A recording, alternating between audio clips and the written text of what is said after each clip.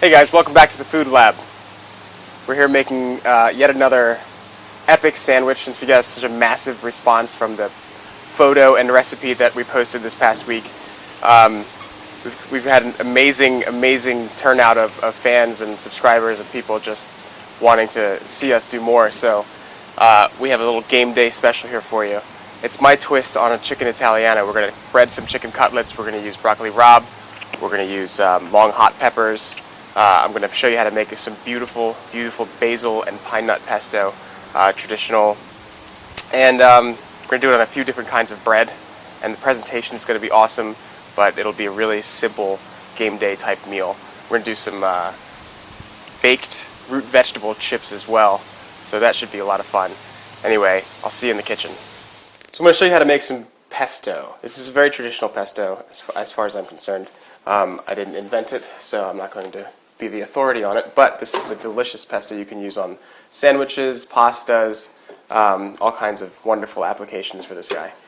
So I have a whole bunch of basil here, and the important thing, unless you have a monster of a blender, you want to, tear your leaves up and just give them a couple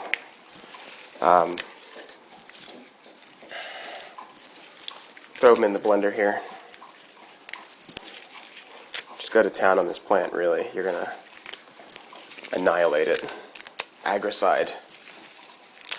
Basil is the most important and defining characteristic of pesto. It's gooey because of the fact that it's a bunch of leaves that have been pulverized to a paste, hence the name. Next step is to add some let's do some of this cheese. Actually, let's wait on that. Garlic. You're going to put about cloves of garlic in there. And you want to taste the bite of the garlic for some really good pesto. I have some wonderful extra virgin olive oil. Pine nuts are very important. Just got some pine nuts here. Put about a couple ounces in there. My salt.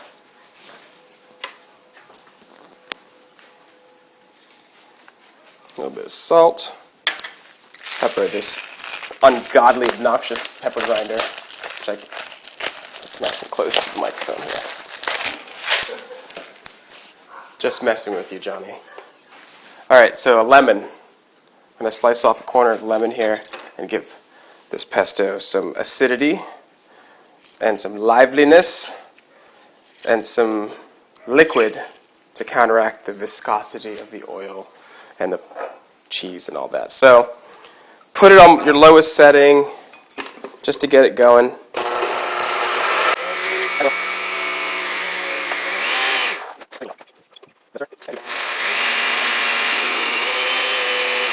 Okay. When this is as thick as it should be, the mixture should move freely inside of the blender or food processor device. And there it is, moving freely.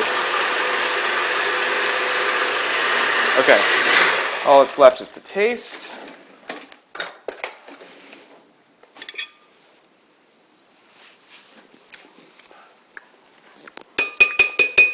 This is crying out for salt and acid.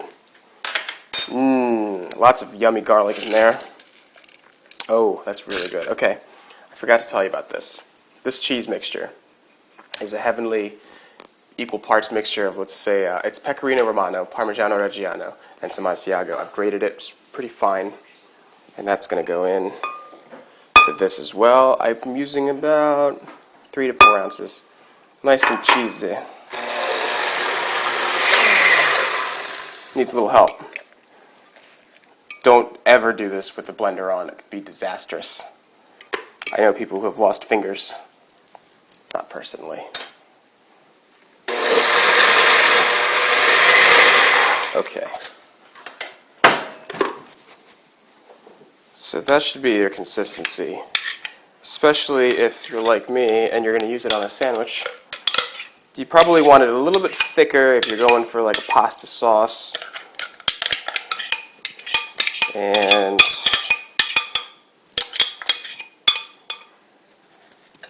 there you have it, pesto. All right, root vegetable chips are very, very simple. We're going to bake them so they're really, really healthy. I have a combination of sweet potato, carrot, and beets here today. I've peeled the sweet potato sort of to make a stripe, so you just peel every other. Make sure you wash them, obviously, because they grow in the ground. But it's going to add a nice striped effect in the finished chip. So very simply going to use a vegetable peeler on these to get them nice and uniformly thin. If you had a mandolin, it would be ideal to use it at this point. It's one of those little things that slice, but obviously be very careful. I don't have one today, so I'm going to improvise. Same story with the carrot here. I'm going to do the carrot on an angle just to get like a nice big chip out of it, all the way down to the part where it sticks out of the ground, the top. Okay, so here's your nice carrot chips. You can see, just like that. And then finally, I do the beets separately because, well, they're colored in such an aggressive manner that they color everything that shares a space with them, including your hands, as Johnny learned just now. So you're going to take these beets and do the same thing here. We'll turn them on their side just to get a nice wide chip.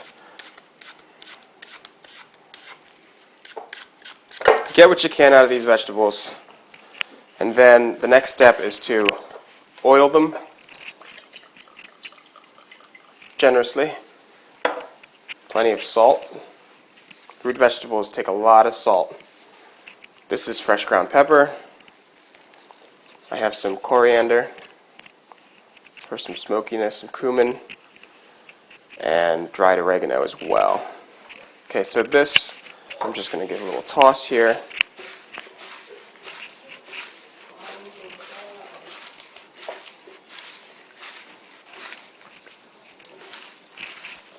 Okay. Nice and evenly coated with all of our spices and seasonings. This is going to go onto a sheet tray covered with foil. You don't need to spray it, but you do need to make sure that it's a single layer. The next step here, after you've got your vegetables panned up, is to put them in the oven. I've got the oven preheated to 375 degrees. I'm going to lay them side by side.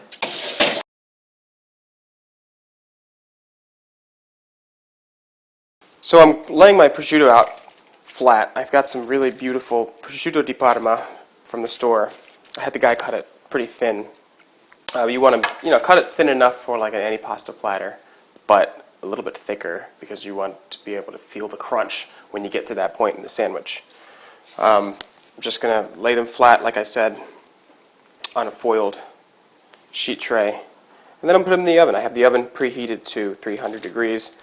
I'm going to keep a close eye on these. I don't want them to burn because they're not cheap. So, into the oven.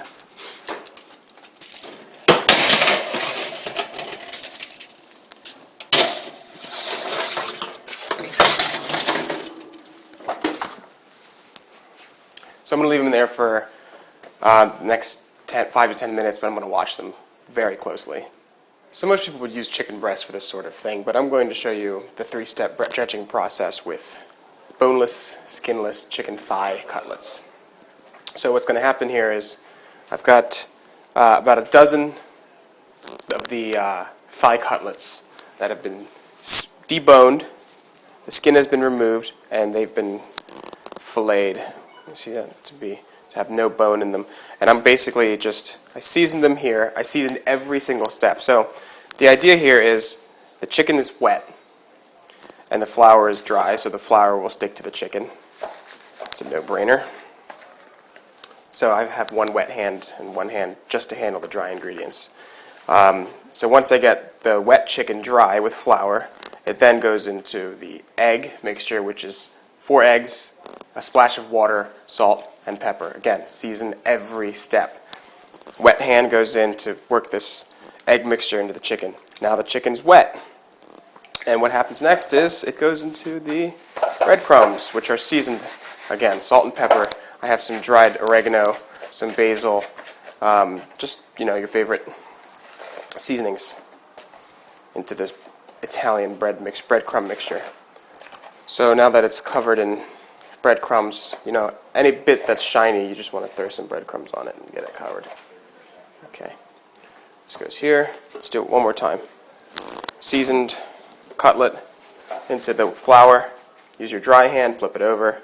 I think it's very important and very much more efficient to have a dry hand than a wet hand for this process. Throw it in the egg mixture. Use your wet hand, pull it out once it's all covered with egg, and then get it into your breadcrumbs here. Lovely. Okay. Flip it over.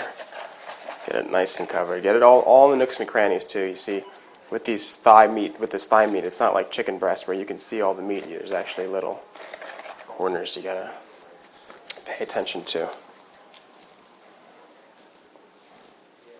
Broccoli rabe is one of my favorite vegetables, but the important thing about broccoli rabe, like any other green vegetable, is that you have to clean it, blanch it so it keeps its color, and then you have to finish it however you will. So we're going to saute it today to use it on our sandwich, but first I'm going to show you how to clean it.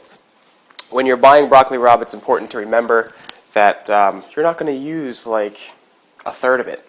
If you start with this big stem here, you're getting rid of, most of the bottom leaves there, and then you're going to chop off the bottom, and I might even remove another leaf, and that's really all I'm using.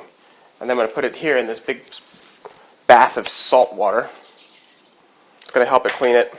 I'm going to add a little bit of seasoning to it, but not much. Let me show you that one more time.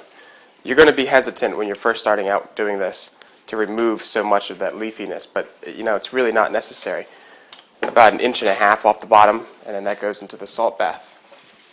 So you're just going to do this. I have about 3 bunches here, and next I'll show you how to blanch them. The next part of this wonderful broccoli rabe ordeal is to blanch it to help it maintain its green. After you saute it, I have a pot of boiling water that I'm going to salt, to which I will add just enough broccoli rabe so you don't get a disaster on your hands, and so that the water can come back to a boil quickly, so you're not losing temperature. That's important.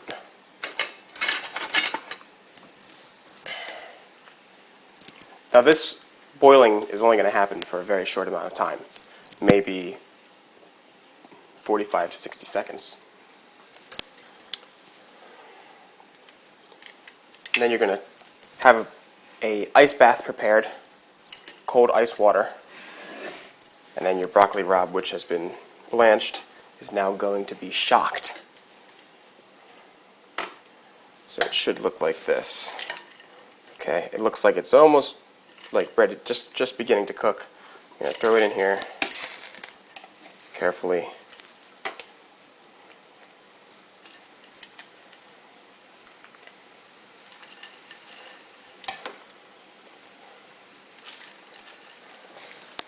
Don't forget to salt your ice water as well.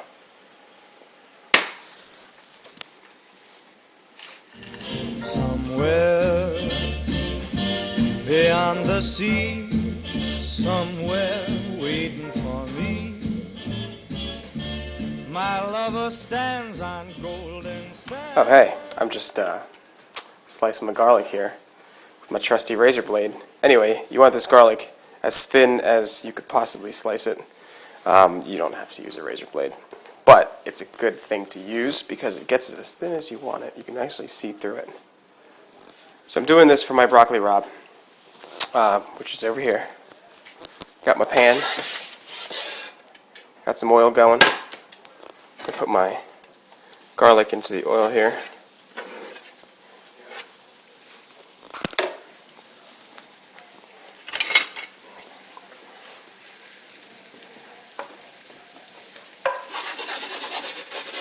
Get the oil sort of well down at the bottom there. See, it's not too violently hot. The garlic's not burning. It's not so cold the garlic's not cooking. So it's just kind of the perfect medium. It's bubbling away happily. You just want the slightest bit of color on it. Hardly any at all. So I've got this broccoli rabe here, which I've blanched, shocked, and strained and have it sitting over there for a while. This garlic is the perfect doneness there. You see just a little bit of color. Now I'm going to add this in very carefully. This is going to be the best part.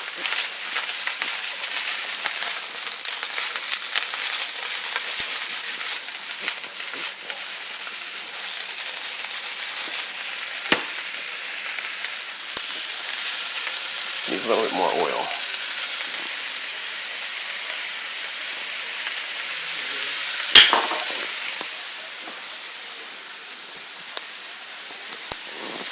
A little bit of salt, kosher salt of course, just a pinch. And then the black pepper.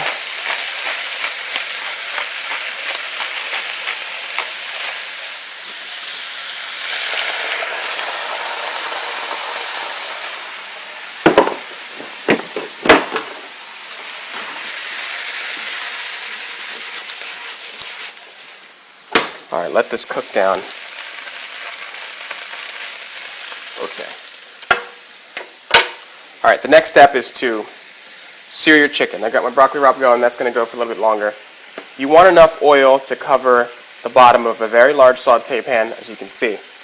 The oil needs to be enough to fill all the nooks and crannies underneath the piece of chicken, between the breadcrumbs and all that goodness. But it doesn't want to be so much oil that it covers the top of the breading and the chicken when you put it in the pan. So,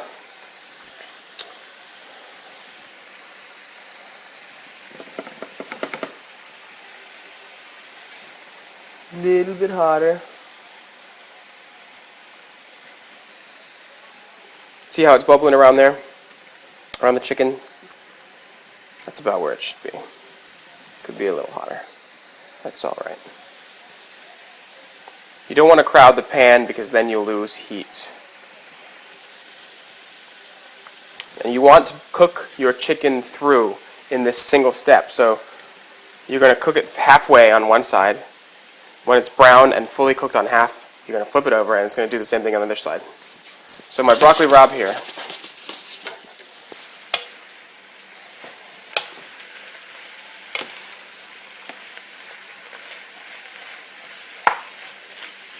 You see how it's cooking, but it's still maintaining that beautiful, beautiful green. That's because we took the time to blanch it and shock it.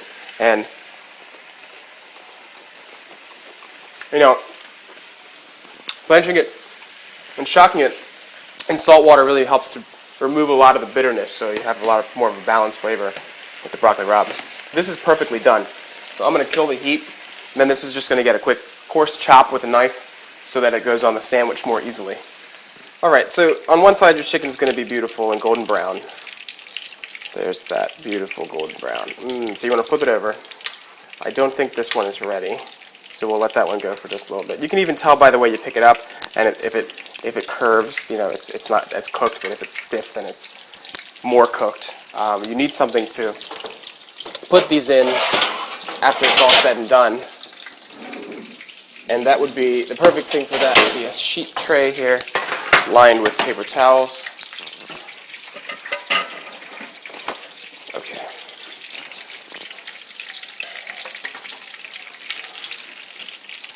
Hey, so I'm going to make some garlic bread here, but I'm going to start with, if you look closely, there's about a ½ ounce of that cheese blend that I had earlier, and about 6 tablespoons of butter. I'm going to put this in the microwave for 30 seconds maybe. 30 seconds, we'll see where that takes us. I'm going to take 4 cloves of garlic and smash them for my garlic bread.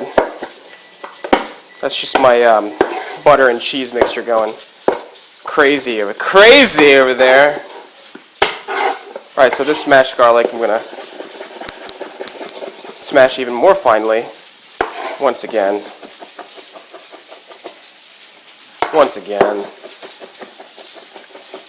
And one last time.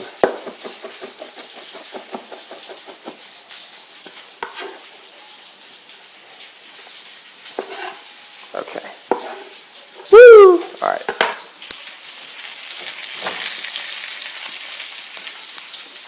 This is going to go into my cheese and butter mixture. Okay, so garlic, butter, cheese, a few sprigs of basil, a few leaves there. Just going to stack them, roll them, and do a quick chiffonade.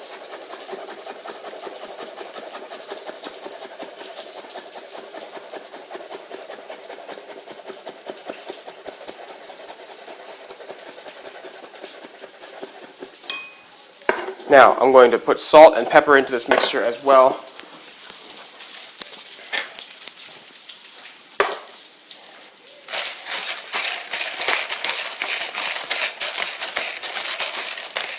Okay. And plenty of oil.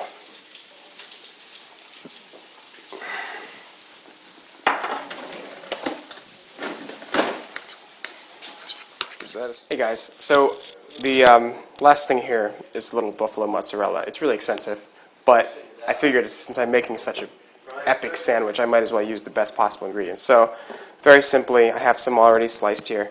I'm just going to slice it very thin. Ooh, it's so soft. Alright.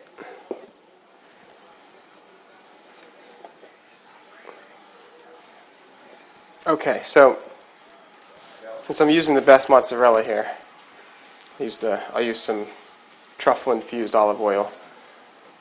Just a little bit on our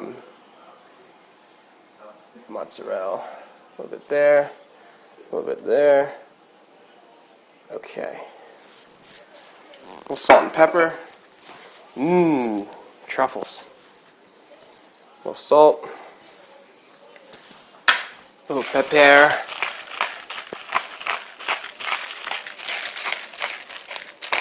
I have this unbelievable Napolitano-style sesame encrusted twist style bread. It's just a big dough braid. It's really cool. So anyway, I've got it cut, split sandwich ready. I'm gonna put it on a sheet tray here. This is my garlic, butter, oil, cheese, and basil mixture. That's a mouthful. Basically, I'm gonna try and distribute that as evenly as possible. Okay. Because we're basically making garlic bread, yay! But it's not like there's not a million other things going on in this sandwich as well, so you don't have to be too careful with it. You can be as haphazard or as obsessive-compulsive as you'd like to be. This goes into the oven to melt the cheese, warm up the garlic.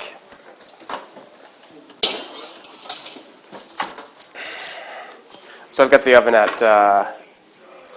300 degrees, and it's just going to toast the bread a little bit, and then we'll take it out and continue with the assembly process in a minute.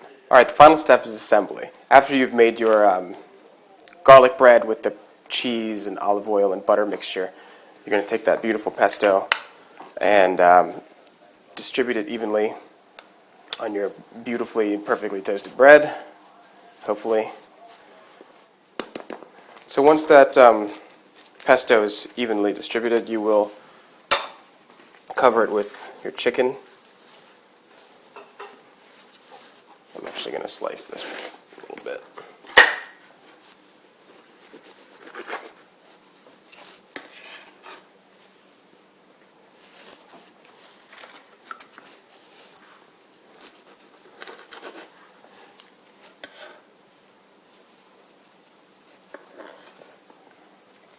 All right, broccoli rabe comes next.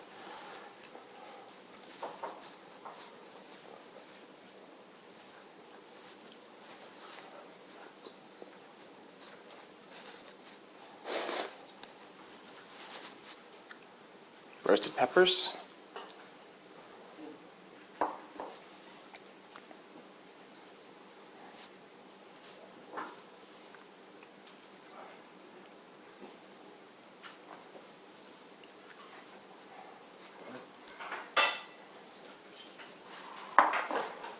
All right, get the peppers on there, and then the next step is to put the cheese on. Got some beautiful buffalo mozzarella that I sliced earlier and marinated with some truffle oil, salt, and pepper.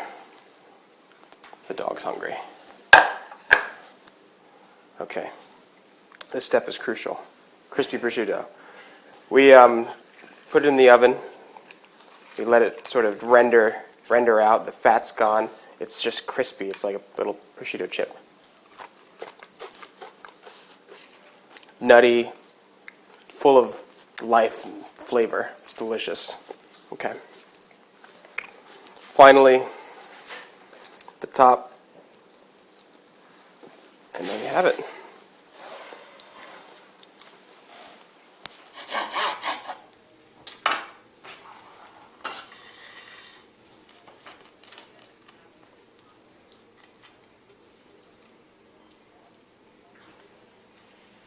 My lover stands on golden sands and watches the ships that go sailing somewhere beyond the sea. She's there. So we're assembling this behemoth of a sandwich, and it all begins with the first step, which was the garlic, cheese, olive oil, and butter mixture. The camera's shaking right now really badly, and I'll explain to you why. Yesterday, Johnny was skydiving, and unfortunately, he's just not filming anymore. So we have a new camera guy, and Hi, ready? yeah. Go. So it's